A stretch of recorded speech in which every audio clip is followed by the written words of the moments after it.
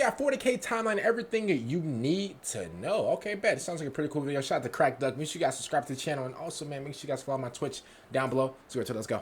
Hi, friends. Warhammer is my favorite setting of all time. Really? Duh. And I also think 40K is one of the greatest hobbies of all time. However, let's be honest, it's probably the most intimidating setting to get into, right behind the setting of any place with a cute girl to talk to. But I mean, I wouldn't say that, but one thing I will say is, I mean, I feel like it depends on, like, you know, like which way you're approaching Warhammer. Like, I approach Warhammer through the gaming side, because obviously I was like checking out new games every single day for my YouTube channel. Like, I was reacting to like new gaming trailers, new gaming new gaming, what is it called, like trailer breakdowns and gameplay and stuff like that. So I was definitely tapped into my gaming side, and I was really excited for Space Marine 2, y'all. That's how I actually got into Warhammer. Like, the Warhammer lore was from literally Space Marine 2. I was so excited about it. I checked out every single trailer, and then I just started to like react to like the lore of like actual Warhammer, because I didn't know anything about Warhammer at the time. So,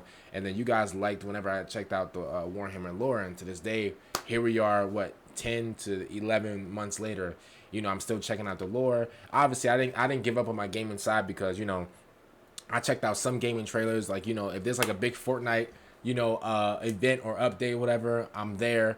If there's like a GTA trailer, I'm there. New Call of Duty trailer, I'm there. Obviously, y'all seen, like, whenever I react to like the Battlefield stuff, I reacted to like a lot of the Gamescom trailers and stuff like that. So I'm still tapped into my gaming side. That would never leave. But I pretty much made Warhammer lore like the main part of my content. You know, you guys love it, I like it. I'm starting to, like, you know a lot of things about Warhammer and stuff like that. So yeah.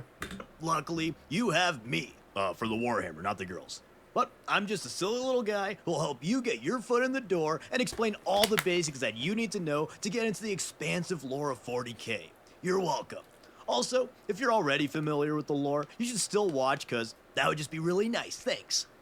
Anyways, it all started much like our own universe, with the Big Bang and birth of the universe. Mostly because it is our universe, just with magic space lizards and stuff. Speaking of, No, don't lie to him. Let's not lie to the people now.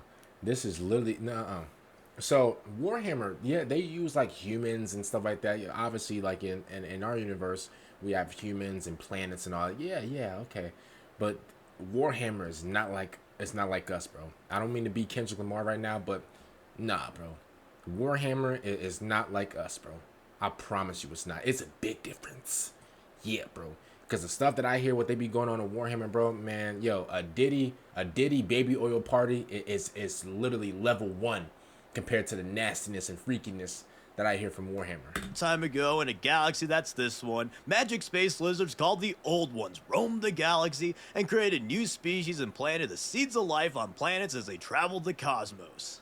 Around this time, another species called the Necrontyr was beginning to gain prominence as well, but this progress was slowed due to a little affliction they had called super cancer, caused because our crappy planet's dumbass sun is a deadly laser. Oh, wow. But despite their woes, eventually these dudes did create spacecraft and interstellar travel. But it sucked ass compared to the Old Ones. But one day they did happen upon the Old Ones and were amazed by their incredible tech, Is that hijacked from Call of Duty Black Ops?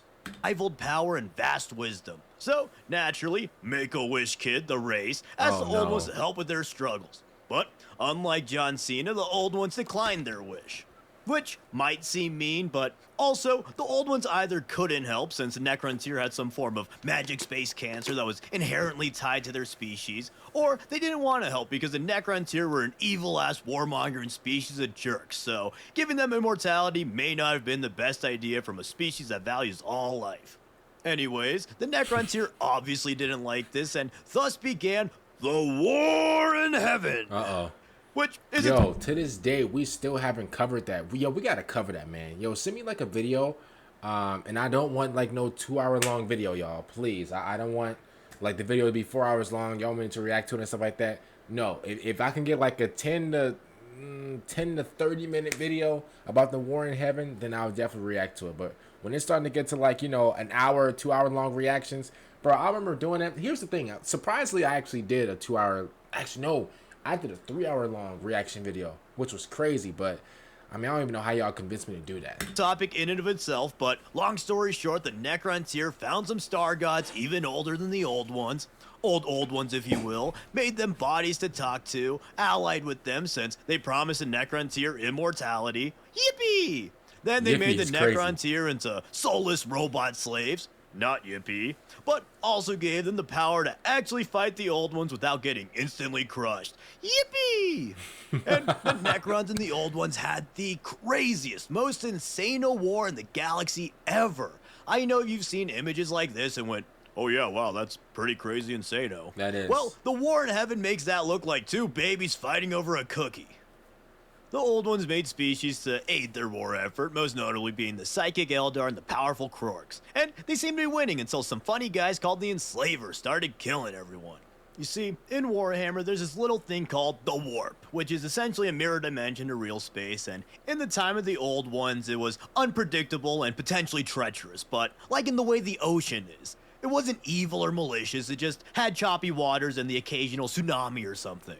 But since I was like, okay, so before, I thought that the warp in like real space was kind of like seawater versus freshwater. That's what I thought at first, but turns out, like he said before, like the real space versus like the warp is basically like the Pacific Ocean in like LA compared to like the oceans and like the random islands in the middle of nowhere. Like, bro, they getting hit with all types of tsunamis and all types of hurricanes and all stuff like that, you know, Hurricane Harleys and stuff. Like, it's just crazy. Warp mirrors the galaxy's emotions and feelings. A literal galaxy-spanning war of divine proportions started to make the warp actually evil and malicious, to the point that it gave birth to some evil-ass monsters. So now your ocean has sea monsters, and some of those sea monsters have legs and will come bro, they got the Loch Ness Monster down there into your galaxy and eat you. This upset allowed the Catan and the Necrons to gain the upper hand and exterminate the old ones, finally winning the war in heaven. And all it costed was their souls, free will, and all the pleasures of life. Then, sometime after the war in heaven, the leader of the Necrons, Zarek the Silent King, led a rebellion and shattered the Catan into shards, which the Necrons promptly enslaved and used in their super weapons. But after defeating two god species, the Necrons were a bit tuckered out and the old ones' new species were beginning to get scary. So, the Silent King relinquished his control of the species and initiated the Great Sleep as his last order before leaving the galaxy for some possibly literal soul searching. The Great Sleep was enacted so that the Necrons could sleep past the blossoming new species peaks, recover their strength, and then exterminate them later to reclaim the galaxy once again. So, with the Necrons sleeping, just like how there are a ton of AK-47s lying around after the USSR died, there are a bunch of Eldar laying around after the old ones died. Except, these AK-47s had feelings. A lot of feelings. And also, genitals. The Eldar gained dominion of the galaxy, culled the warlike Kroks, and created the greatest empire the galaxy has ever seen. Then, fast forward approximately 60 million years, and a little species of primate evolved on a little blue planet called Earth. For this section, read this book or any similar one for relevant lore on them. But a few thousand years after that lore book, humanity developed space travel and began to colonize the solar system. Then, the humans developed even better space. Yeah, I'm waiting for the negative parts. Like, listen, we're gonna let Crack Duck, you know, we're gonna let him ease on into it, but yo, I'm waiting for the nitty gritty, bro. I'm waiting for the negative parts. And this is just like, here's the thing, this just isn't for me, because like I know some things about Warhammer. Like, I still got like a long way to go. A lot of y'all are connoisseurs, bro. Y'all been learning about this Warhammer thing since y'all was little. I don't think I would ever be able to, you know, get up to y'all level of just like Warhammer knowledge or whatever. But at the end of the day, no lie to you, bro, like I'm still like, this video is for me too as well, you know. Space travel and leaves the solar system to colonize the galaxy, bringing on a new era of incredible scientific and technological progress, retroactively called the Dark Age of Technology. This was the pinnacle of humanity and was an era defined by prosperity and progress as humanity began their journey to control the stars. The most notable human inventions of this time were the AI Men of Iron, unparalleled genetic editing techniques, and warp travel. In this era, the Dark Age of Technology humans were masters of gene editing and created subspecies, notably the Navigators and Squats. With the Navigator gene, warp travel was invented as a form of faster-than-light travel. Warp travel is achieved by tearing a hole in reality to enter the warp. This is useful because in the warp there is no regular flow of time or space, so you can essentially skip across a galaxy with skilled navigators. The warp will be important again, so keep it in mind. But all good things come to an end, and across the galaxy in the Eldar Empire, having long reached their societal peak with no struggles, the aforementioned extreme feelings and genitals started to become an issue as they started a near species-wide age of decadence and degeneracy. Boys down bad, bro. I'm talking about, bro, they watching pornography every day, bro, 24/7. I'm talking about, bro, they putting their yeah in everything, bro. Trees, plants, animals. Yeah, bro, diabolical. They're nasty with it. I know. It's crazy, ain't it? Bro, these guys, bro, they're so down bad, y'all. It's preposterous, bro. Since the Eldar have such intense emotions, their actions and powerful feelings began to negatively affect the warp. So, the warp was beginning to get evil and wacko again, and part of this was a huge psychic awakening among the galaxy's species, most notably humanity. At first, this was cool wizard shit, but eventually it became problematic as the Eldar continued to mess up the warp, and demonic incursions began to plague humanity, and psychic wars destroyed many great civilizations. And to make matters even worse, humanity's advanced AI Men of Iron began a revolt. Unlike our world, where AI is mostly just garbage slop content, companies cheaping out, and pathetic products for losers. Seriously, who the fuck needs an AI girlfriend? Get a life, dude. AI in 40K was actually cool robot dudes and helpful beings, but most of these Men of Iron eventually believed themselves to be superior to their creators, potentially due to the warp or perhaps just AI ego, and they led a cybernetic revolt. This apocalyptic war featured insano war machines on both sides and nearly annihilated humanity, but they were eventually able to defeat the AI at great cost. All AI was banned in humanity, and all the Men of Iron were exterminated. For now. Yeah. See, I love how Crack Duck is really breaking this down. He really, he's doing, an amazing job explaining everything and all the lore and stuff like that.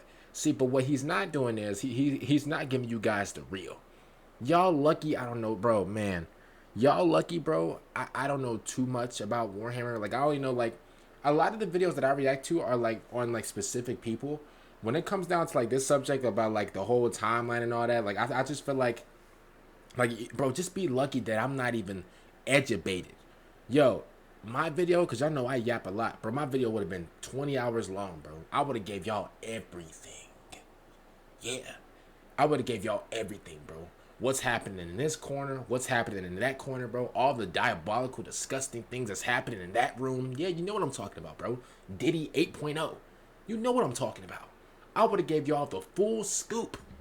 After this revolt and the growing warp storms, humanity was ravaged and shattered, ending their age of technology and leading to the Age of Strife. The Age of Strife was predictably defined by strife as the now mostly isolated human colony separately developed and a number of wars began. Humanity fought demons, xenos, and other humans. Most importantly, though, on Terra, humanity broke into clans of techno-barbarians led by great warlords. These techno-barbarians constantly fought in a sort of clash of clans, but one warlord would rise above all and begin to unify humanity once more. A little guy known as the Emperor would finally reveal himself and his legion of genetic super soldiers known as the Thunder Warriors. With his Thunder Warriors and Custody legions, the Emperor would begin the Unification Wars. Meanwhile, the Eldar Empire had finally reached a breaking point in which their excessive ways became so excessively excessive, it gave birth to Slanesh, the literal god of excess. I gotta really lock in when I tell y'all this. If anybody is watching this, yo, do not, and I repeat, my community is finished. They like Slanesh, bro. They're already doomed. Their outcome is predetermined. Do not, whatever you do, do not. I don't care if you go follow Nurgle, the diabolical, disgusting menace. I don't care if you go follow Zinch, the bitter, manipulative baby mama. I don't care if you go follow the crash out corn. Whatever you do not follow her. If you follow, my bad, him. or her. Yo, I've been hearing about so many. Yo, I don't know if Slanesh is a boy or girl. I don't know. It don't matter because I'm not even about to indulge with that. Whatever y'all do, bro, do not indulge yourself with this right here, bro. You're playing a very, very, very dangerous game. Don't do it, y'all. Don't do it. And she devoured most of the Eldar, save for the Craft Worlds, Exodites, and some other small remnants. This caused even more warp chaos, since the Chaos God ranks went up by a beefy 33%. But the Emperor foresaw the birth of Slanesh, and he sought to conquer and reunite Terra under his new Imperium of Man. While his unification wars waged, he began developing his next genetic soldiers, the Space Marines. While the Marines were slightly physically inferior to the Thunder Warriors were too unstable and savage to fit the Emperor's plans. So, to provide gene seed and to lead his armies, he would make 20 Primarchs, which was actually 21 due to the magic of twins. But anyways, the Primarchs were born of warp magic and genetic sorcery to be the Emperor's most powerful warriors. However, his lab partner Erda, and technically the mother of the Primarchs, scattered the Primarchs across the galaxy because she feared the life that the Emperor would make them have. Or, there's also a cool little theory that the Emperor himself scattered the Primarchs and then blamed Erda for some big scheme of his. Luckily for him, though, even with the Primarchs scattered, the Emperor was still able to develop the Astartes. But without them, there were some legions that developed gene seed mutations and other weird things. But anyways, about a century after making the Space Marines, he had the Custodes and Space Marine 1st Legion eliminate the Thunder Warriors. Most notably out Mount Ararat, and later the Palace Coup, marking the end of the Unification Wars as he now had dominion of Terra. With the unified Terra, he began to enact his grand plan to destroy chaos. Key parts of this plan were to create an imperial version of the Old One's webway, which would eliminate the need for warp travel, and to abolish all religion, as well as making it clear that he was not a god. These would theoretically weaken the Chaos Gods enough to create a new golden age free of warp taint. Y'all know the saying that that God laughs at our plans.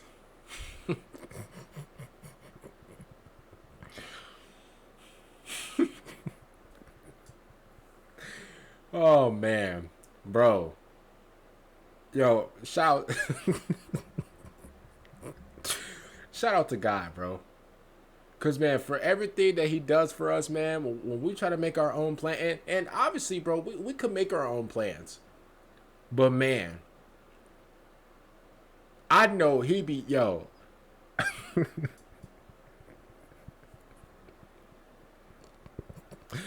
Yo, I know God be cracking up looking at our plans, bro. I know God. Yo, God would just be like these, sitting down with a coffee mug, chuckling, laughing at our plans, bro. Yo, even I'm laughing at these plans, and I'm nowhere near God.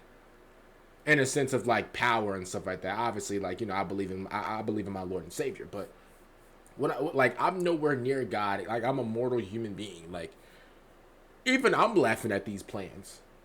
Did he? Yo, look at this. Webway project. Eliminate the need for warp travel. Okay.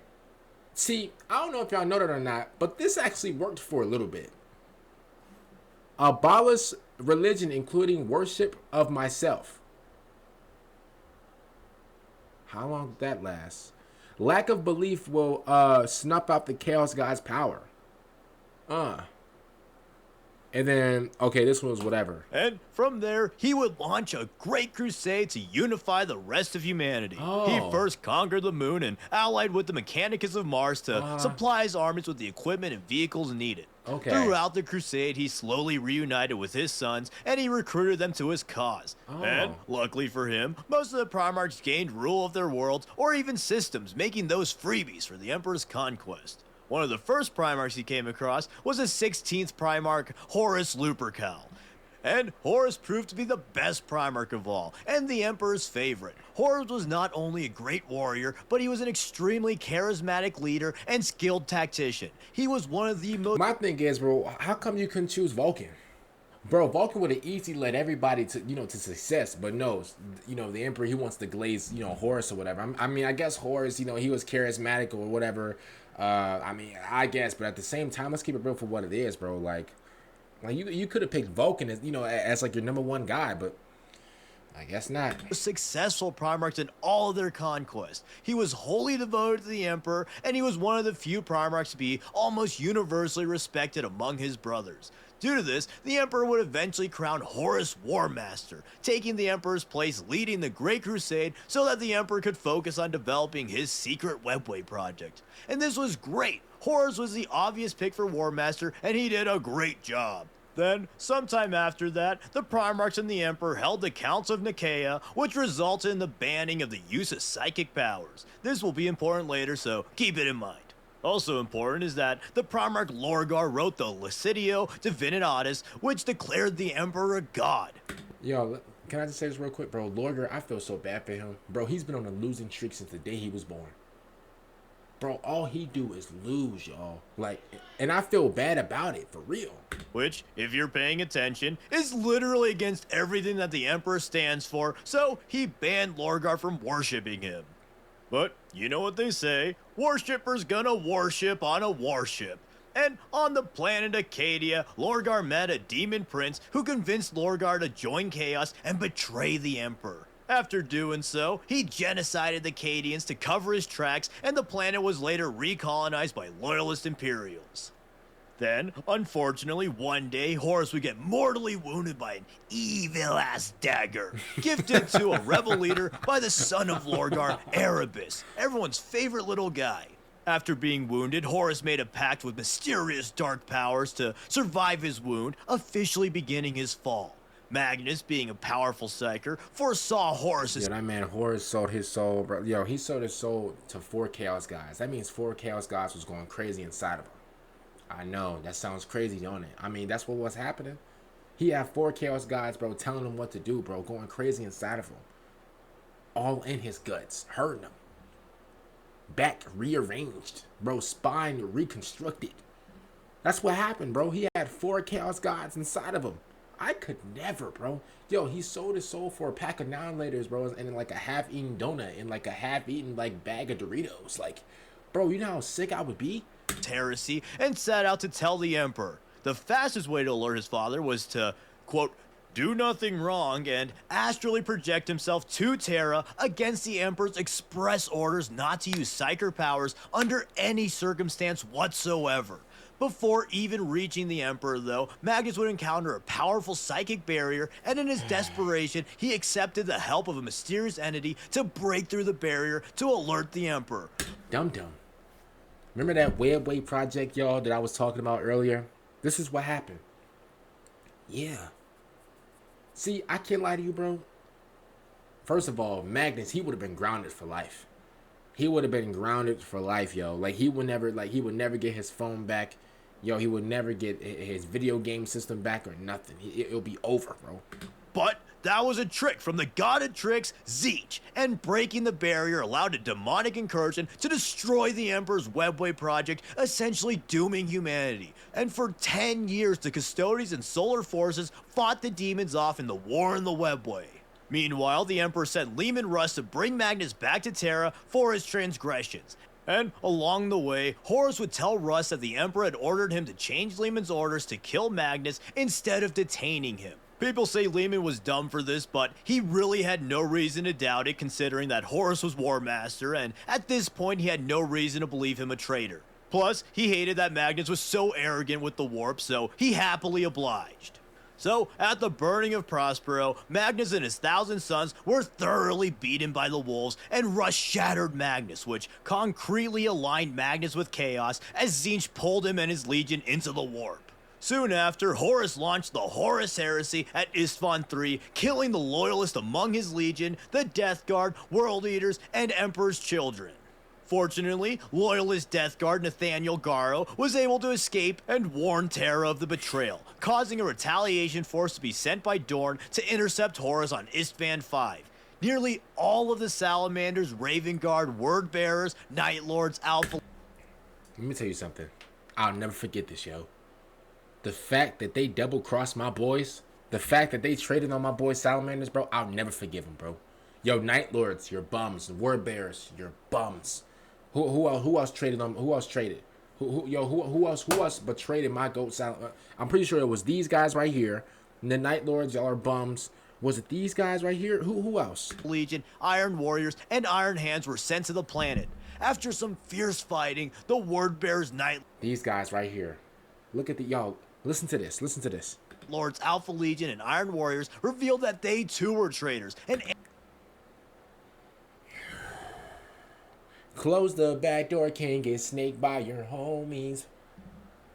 Close the back door. Make sure you lock it. Make sure you put a tear under the doorknob.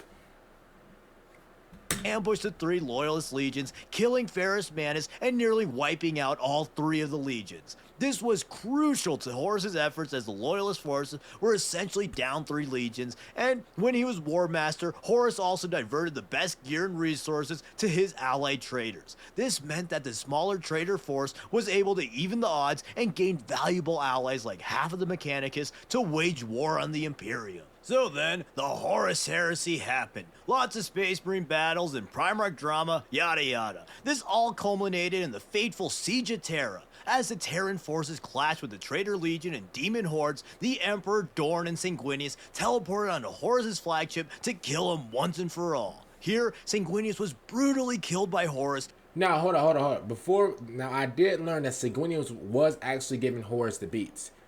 So, Sanguinius, he actually put up a really good fight against Horus. As a matter of fact, I think he was winning against Horus, but then obviously Horus, like, all 4 of, like, the little Chaos Gods, whatever, powers kicked in. He turned to, like, Horus, like, Super Saiyan 2 or whatever, and then he, killed Sanguinius. And the Emperor dueled his son. Horus had the power of all 4 Chaos Gods coursing through his veins, and he mortally wounded the Emperor. Just rearranging but the his Emperor guts. blasted Horus with a giant psychic attack that deleted his soul and earned the Imperium a Pyrrhic victory.